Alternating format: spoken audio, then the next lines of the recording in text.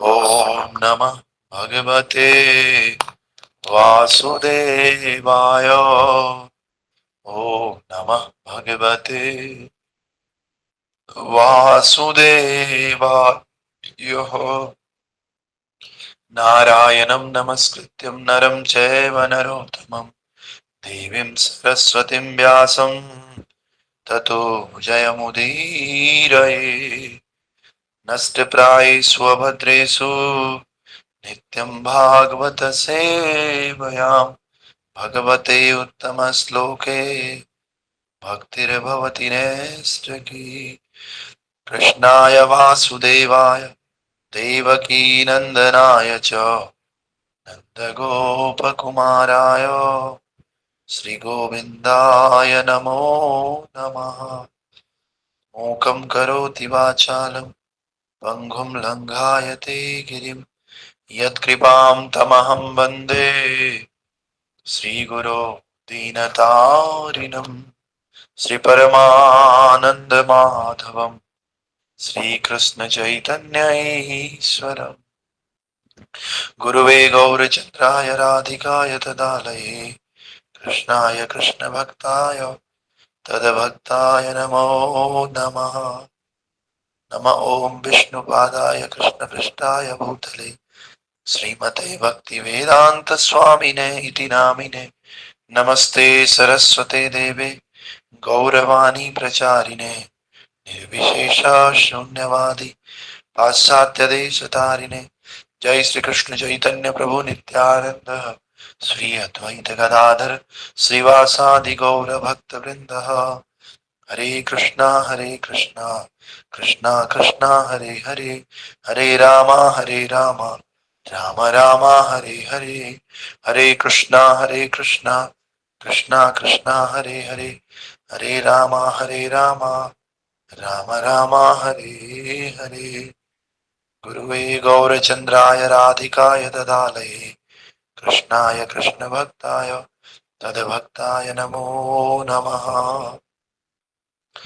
तो ग्रंथराज श्रीमद् भागवतम पहला स्कंद अध्याय संख्या 11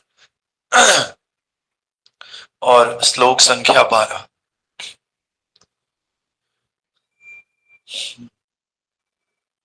सर्व ऋतु सर्व विभवः पुण्यवृक्ष लक्षामृते उद्यानो पवनारामे व्रत पद्माकर श्रियम्। सर्वर्तु सर्वविभवः पुण्यवृक्षलताश्रमे उद्यानो उपवनारामे वृतपद्माकर श्रियम्। सर्वर्तु सर्वविभवः पुण्यवृक्षलताश्रमे उद्यानोपवनारामे हृतपद्माकरश्रियम्। सर्वर्तु सर्वविभवः पुण्यवृक्षलताश्रमे उद्यानोपवन आमेर व्रत पद्माकराश्रियम्, व्रत पद्माकराश्रियम्। हरि बोल, रिपीट कीजिए। हरे कृष्ण प्रभु जी। हरे कृष्ण। सर्व सर्वतु सर्वविभाये पुण्यवृक्षलताश्रमे उद्यानोपवनार्मेरा वृता पद्माकराश्रियम्।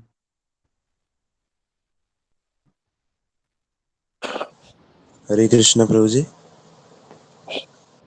सर्ववर्तु सर्वविभव पुण्यवर्क्षलताश्रमे उधानो पावनारामे वृत्ता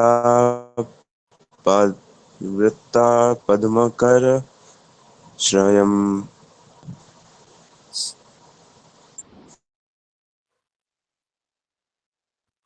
हरे कृष्ण प्रभु जी, दंडवत प्रणाम। हरे कृष्ण।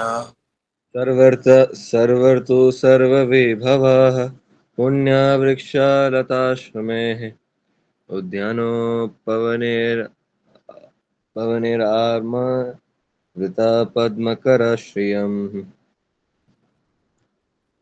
हरि बोल। और कोई भक्त?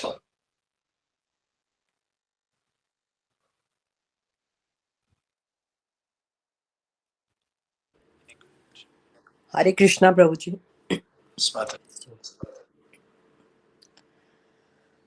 सर्वरर तू सर्वे विभव पुण्य वृक्षलता श्रमे उद्यानोपवना रामे रामेर्व्रता पद्माकर श्रियम। हरे कृष्ण। हरि बोल।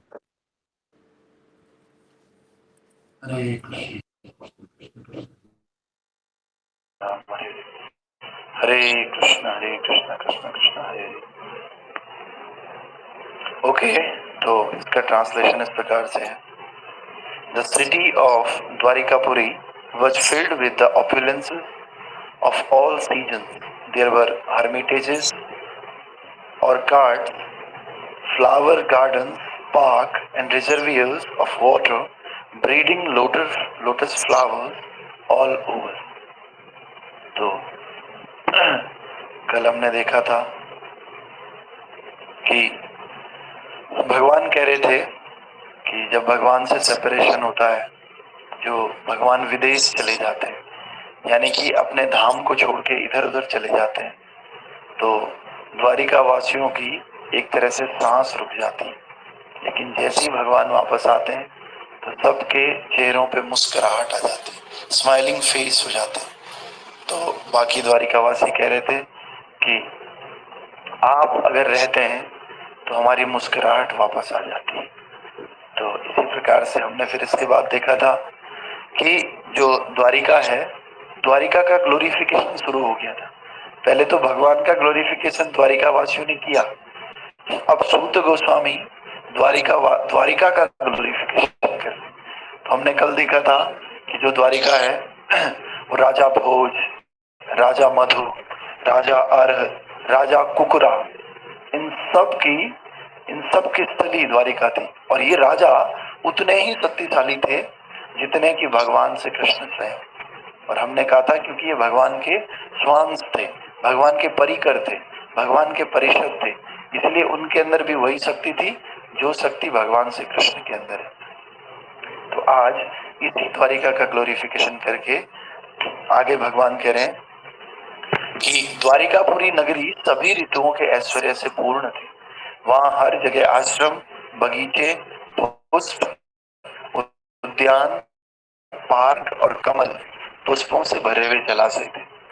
तो हम जानते हैं कहीं अगर गर्मी होती है तो वहाँ गर्मी के फल होते हैं, तो सर्दी के नहीं होते, सर्दी के होते हैं तो गर्मी के नहीं होते। लेकिन द्वारिका नगरी इतनी महान और इतनी ऐश्वर्यशाली है, आप किसी भी ऋतु के फल बोलो वहां पर पैदा होते थे।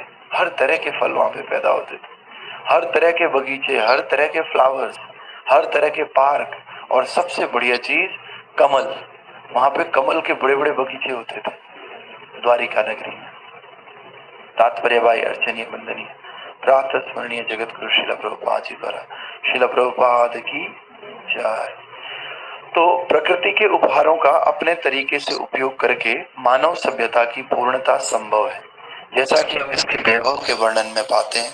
द्वारिका फूलों के बगीचों और फलों के बगीचों से घिरी हुई थी, साथ ही साथ जलाशय और कमल भी उभरे थे। बुच्चड़खानों द्वारा समर्थित कारखानों का कोई उल्लेख नहीं है और आधुनिक महानगर की आवश्यक सामग्री है।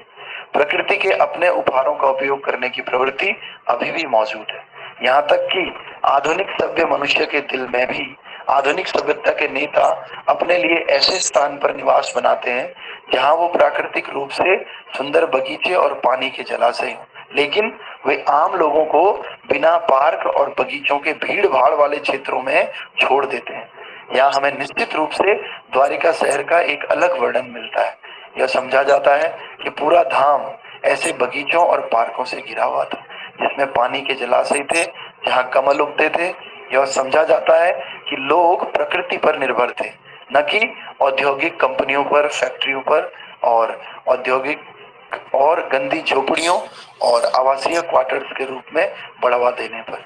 सभ्यता का उन्नति का अनुमान मनुष्य की सूक्ष्म प्रवृत्तियों को नष्ट करने से मिलों और कारखानों के विकास पर नहीं लगाया जाता है, बल्कि मनुष्य की शक्तिशाली आध्यात्मिक प्रवृत्तियों को विकसित करने और उन्हें भगवान के पास वापस जाने का मौका देने पर लगाया जाता है। कारखानों और मिलों के विकास को उग्र कर्म या तीखे काम कहा जाता है, और ऐसी गतिविधियां मनुष्य और समाज की सूक्ष्म भावनाओं को नष्ट करके राक्षसों को जन्म देती है, राक्षसों की काल कोठरी बनाती है। तो प्रभुपाद जी यहाँ पर ये कहना चाह रहे हैं कि द्वारिका नदी इतनी संपन्न थी कि वहां पे कहीं भी कारखानों का वर्णन नहीं, कहीं भी ऐसे नहीं है कि द्वारिका नगरी में बुच्चड़ खाने थे, वहां पे शराब के ठेके थे।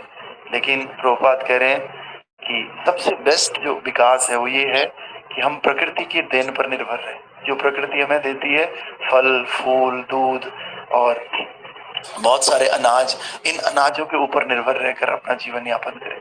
लेकिन हम क्या कर रहे हैं, सो कॉल्ड मॉडर्न डेवलपमेंट के नाम पर हम इन सबको खत्म करके इनको बड़े बड़े बुच्चड़ खानों में बदल रहे हैं, शराब के ठेकों में बदल रहे हैं, और धीरे धीरे सब पेड़ों को काट करके हम बड़ी बड़ी मिलें बना रहे हैं, कारखाने बना रहे हैं, जिनका वर्णन द्वारिका में बिल्कुल नहीं था। लेकिन प्रभुपाद कह रहे हैं जो आज के लिए आवश्यक है वो बिना मिलों के भी वहां पर उपलब्ध था। तो प्रभुपाद कह रहे हैं हम सबको अगर विकास करना है, सभ्यता का, असल में मानव समाज का विकास करना है, तो हमें प्रकृति पर निर्भर रहना होगा। ये प्रभुपाद जी का कहना है। और दूसरी बात ये भी कह रहे हैं कि जो आजकल के राजा और नेता हैं वो लोग खुद भी ऐसी जगह रहना चाहते हैं जहाँ पर प्रकृति हो, नदियां हो, झरने हो, बहुत सारे बगीचे हो, ग्रीनरी हो। लेकिन वो आम जनता को क्या करते हैं, फ्लैट दे देते हैं सिटी में बिना पेड़ पौधे वाले, गर्मी से मरने के लिए। तो क्योंकि वो खुद भी, आप देखेंगे कोई नेता है या कोई बड़ा आदमी है, वो अपने आप ऐसे खाना खाएगा, ऐसे पदार्थ पिएगा कि जो उससे हेल्थ के लिए अच्छा है, जो कि प्रकृति से प्राप्त होगा। लेकिन दूसरों को क्या करेगा, फैक्ट्री से पैदा किए हुए जहर को खिलाएगा। तो इसी प्रकार किसी भी कंपनी का मालिक है, कंपनी के मालिक का भी आप डाइट देखेंगे तो बिल्कुल नेचुरल होता है, लेकिन वो दूसरे लोगों को क्या कर रहा है, जहर खिला रहा है। लेकिन दूसरे लोग इस बात को नहीं समझ रहे, वो जहर को खा रहे हैं जबकि वो खुद जहर नहीं खा रहे हैं। तो प्रभुपाद इस बात को समर्थन नहीं कर रहे और आगे कह रहे हैं कि यहाँ उन पवित्र वृक्षों का उल्लेख है जो सीजनल फ्रूट और सीजनल फ्लावर्स देते हैं। अपवित्र वृक्ष केवल बेकार के जंगल हैं और उनका उपयोग केवल ईंधन की आपूर्ति के लिए किया जा सकता है। प्लांट्स भी दो तरह के हैं, हर चीज यहाँ पे तीन तरह की, सतोगुणी, रजोगुणी और तमोगुणी। पेड़ पौधे भी तीन तरह के हैं, ऐसे पेड़ पौधे जो भक्ति में बढ़ावा देते हैं, सतोगुणी है। ऐसे पेड़ पौधे जो खाली ईंधन के काम आएंगे, वो रजोगुणी या तमोगुणी। उन पे ना तो फूल आते ना उन पे फल आते, और कई बार वो छाया भी नहीं देते। तो इस प्रकार से प्रभुपाद कह रहे हैं कि वहां पे ऐसे वृक्ष थे जो फूल देते थे, जो फल देते थे। तो फल और फूल का वृक्ष अगर हम घर के आसपास लगाते हैं तो बहुत ही ऑस्पिशियस होता है। और आधुनिक सभ्यता में ऐसे अपवित्र वृक्ष सड़क के किनारे लगाए जाते हैं। और मानव ऊर्जा का सचित उपयोग आध्यात्मिक समझ के लिए इंद्रियों को विकसित में किया जाना चाहिए। हमारी आध्यात्मिक समझ कितनी बढ़ रही है उससे पता चलता है हमारा विकास कितना हो रहा है। तो प्रभुपाद कह रहे हैं फिर फल फूल, सुंदर बगीचे, पार्क और पानी के जलाशय, कमल के फूलों के बीच में बतख और हंसों का खेलना, हमारे पास पर्याप्त दूध हो और मक्खन देने वाली गाय मानव शरीर के सूक्ष्म ऊतकों को विकसित करने के लिए आवश्यक है।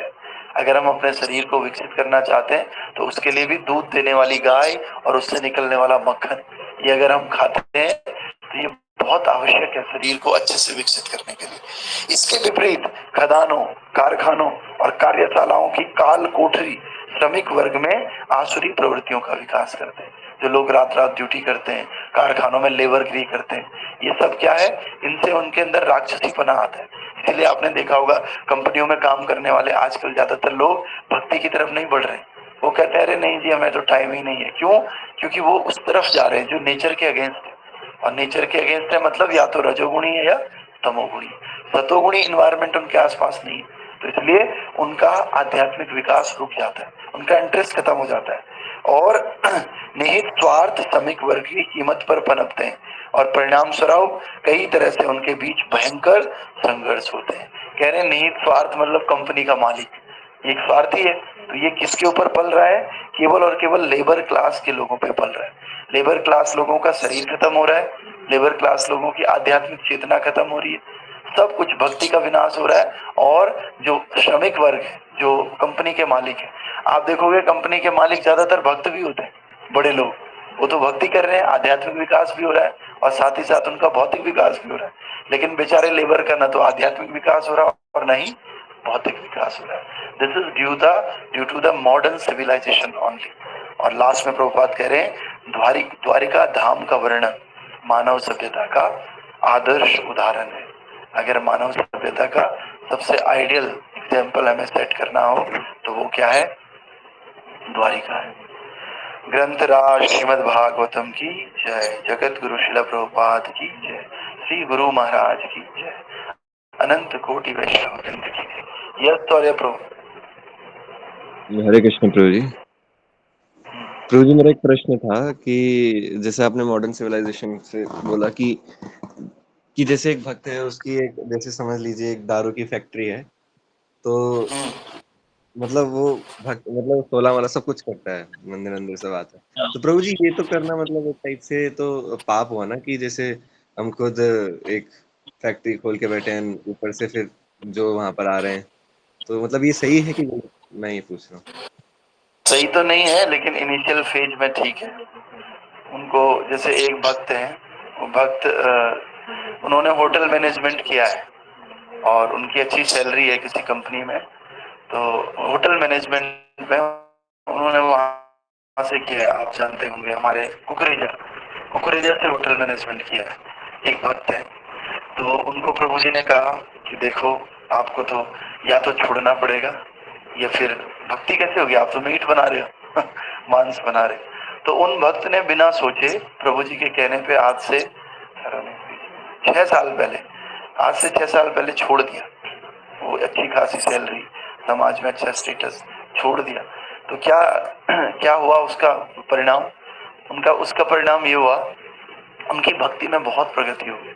उनकी तो हुई, उनके बच्चे की भी प्रगति हो गई और उनका बच्चा आज भक्ति में बहुत अच्छी जगह है। सोचो, अगर आप वो वही काम करते रहते, उनकी भी भक्ति ठप हो जाती, उनकी बच्चे की भी हो जाती, बच्चे का तो कोई मतलब ही नहीं। तो एक डिसीजन ही छोटा सा, हमने ये समझ लेना है कि हमने किसी को परेशान नहीं करना है, क्योंकि जीवेर दया नामे रुचि। वैष्णव दो सिद्धांत है, जीवों पे दया करना और नाम में रुचि प्राप्त करना। तो आप अगर जीवों पे दया नहीं कर रहे हो, किसी का शोषण कर रहे हो, तो आप भक्त कैसे हो सकते हो? नहीं हो सकते। तो इसीलिए भक्ति की शुरुआती अवस्था में लोग करते हैं ऐसा, लेकिन अगर भक्ति की अल्टीमेट अवस्था किसी को चाहिए तो उसको ये सब काम छोड़ने होंगे। दूसरों का शोषण करना, मांस खाना, दारू बेचना। वैसे तो कोई बोले मैं भक्ति करता हूँ लेकिन ठेके पे मैनेजर की तरह कार्य करता हूँ मैं पीता नहीं हूँ और मैं तो बिल्कुल सूखा काम कर रहा हूँ, बस पर्चियां काट रहा हूँ वहां पे। लेकिन आप क्या कर रहे हैं? जाने अनजाने शराब को बढ़ावा दे रहे हैं, जाने अनजाने आप शोषण को बढ़ावा दे रहे हैं। तो इसलिए ये काम छोड़ देना चाहिए और कोई दूसरा काम जो हमारे रिलायबल है वो पकड़ना चाहिए। तो वो भक्त आज ऐसी अच्छी जगह है नहीं पता नहीं, लेकिन वो बहुत खुश है क्योंकि भक्ति जीवन में, तो ऐसा तो है नहीं खाने पीने की कमी पड़ रही है, तो अच्छी जगह वो भक्त हैं, उनका दीक्षा विक्षा सब हो गया। तो ऐसे हमें बनना चाहिए उदाहरण के लिए। तो आज वृंदावन दास ठाकुर, इनका आविर्भाव दिवस है। तो वृंदावन दास ठाकुर कौन है? वृंदावन दास ठाकुर, चैतन्य महाप्रभु ने जब संन्यास लिया उसके 4 साल बाद इनका जन्म हुआ, वृंदावन दास ठाकुर। और चैतन्य महाप्रभु भगवान है, सबसे पहले इन्होंने ही बताया। जैसे भागवतम होता है, भागवतम में क्या है, व्यास देव जी ने भागवत लिखा तो इन्होंने चैतन्य भागवत लिखा। जैसे चैतन्य चरितामृत है वो कृष्णदास कविराज गोस्वामी ने लिखा, इन्होंने चैतन्य भागवत लिखा। और ये नित्यानंद प्रभु के शिष्य थे, नित्यानंद प्रभु ने इनको दीक्षा दिया और नित्यानंद प्रभु के ये लास्ट डिसाइपल थे, मतलब इनके बाद नित्यानंद प्रभु ने किसी को दीक्षा नहीं दिया। तो वृंदावन दास ठाकुर बहुत महान है, इनको वेद व्यास भी बोलते हैं, कलयुग के वेद व्यास जी, क्योंकि इन्होंने चैतन्य भागवत लिखा है और पहली बार इन्होंने बताया कि चैतन्य महाप्रभु स्वयं भगवान। और साथ ही साथ इनका जो प्रारंभिक जीवन है, बंगाल में पैदा हुए, इनके माता का नाम था नारायणी देवी और इनके पिताजी इनके जन्म होने से पहले ही निकल गए थे संसार से। इनकी माता बहुत बोल्ड थी, इनकी माता ने इनको जो है अच्छे संस्कार दिए। और जो नारायणी माता थी, ये आपने श्रीनिवास आचार्य का नाम सुना होगा, श्रीनिवास आचार्य।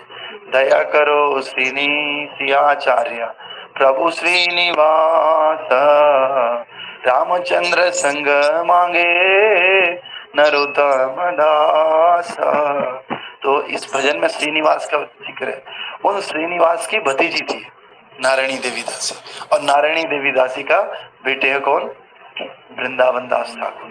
तो ज्यादा तो इनके बारे में क्या बताना है, बस ये है कि ये मायापुर में इनका जन्म होता है और ये चैतन्य भागवत लिखते हैं। और चैतन्य भागवत वो ग्रंथ है जिसमें सारी वैष्णव फिलोसफी है, जिसमें महाप्रभु के बारे में वर्णन है। क्योंकि चैतन्य चरितामृत में उतना नहीं बोल पाए, तो जो कुछ छूट गया वो फिर चैतन्य भागवत लिखा। तो दो भागवत है, एक भागवत हमारा वाला है, दूसरा भागवत चैतन्य भागवत है। जैसे दो लीला है, कृष्ण लीला और गौर लीला, चैतन्य लीला। उसी तरह कृष्णा का वर्णन जिसमें है वो नॉर्मल भागवत, जिसमें चैतन्य महाप्रभु का वर्णन है वो चैतन्य भागवत। तो इन्होंने और भी बहुत सारे ग्रंथ लिखे, लेकिन मेन ग्रंथ इनका क्या है? चैतन्य भागवत। श्री श्री वृंदावन दास ठाकुर की जय। जय अनिलो प्रेमाधना करुणा प्रचुर,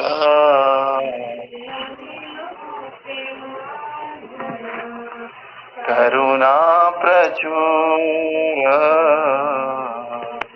जय अनिलो प्रेमाधना करुणा प्रचुर।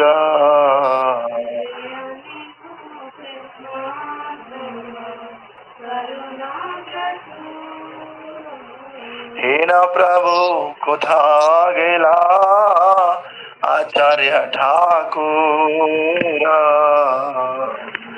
हे न प्रभु कोथा गेला आचार्य ठाकुर। ओ खामोजा स्वरूप रूपा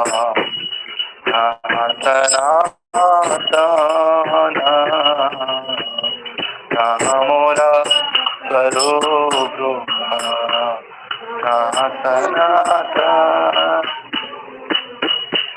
कहाँ दास रघुनाथ पतित पावन, कहाँ दास रघुनाथ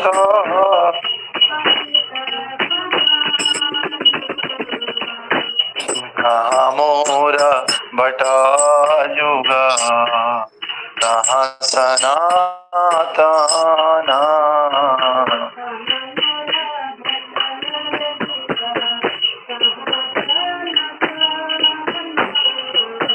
एक काले को था गेला गोरा नटराज, गोथा गेला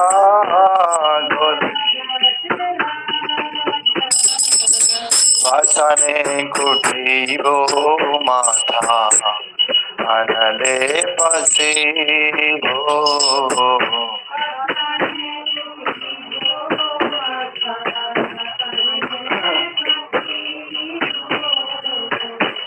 गौरंगा गुणेरा निधि कोथा गेले पाबो,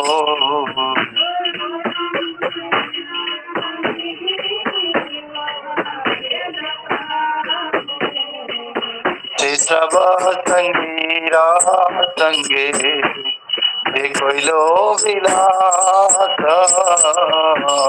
ते सब संगी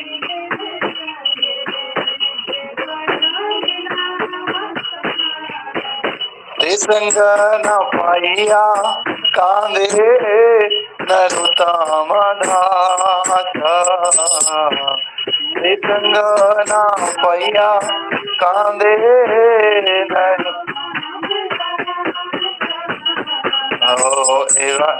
जय अनिलो प्रेमाधना करुणा प्रचुर।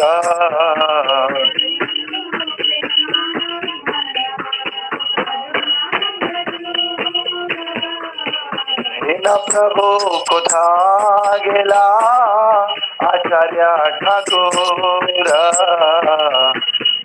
प्रभु को देला। जय वैष्णव ठाकुर वैष्णव ठाकुर जय वैष्णव ठाकुर। जय वृंदावन दास जय वैष्णव ठाकुर वृंदावन दास जय वैष्णव ठाकुर वृंदावन दास वैष्णव ठाकुर वृंदावन दास। जय नरोत्तम दास वैष्णव ठाकुर नरोत्तम दास जय वैष्णव ठाकुर नरोत्तम दास।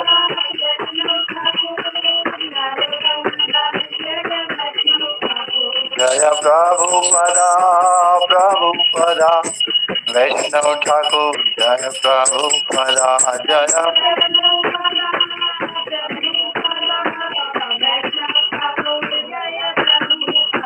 वैष्णव ठाकुर श्रील प्रभुपाद की, श्री श्री वृंदावन दास ठाकुर की। तो आज बहुत ही ऑस्पिशियस दिन है। एक तो एकादशी है, एकादशी का नाम है अपरा एकादशी। तो एकादशी की कथा हम शाम को करेंगे। अभी हमने वृंदावन दास ठाकुर के बारे में बताया। बस 3 चीजें आप याद रखिए। वृंदावन दास ठाकुर नित्यानंद प्रभु के डिसाइपल थे, वो भी लास्ट डिसाइपल, नारायणी माता के बेटे थे।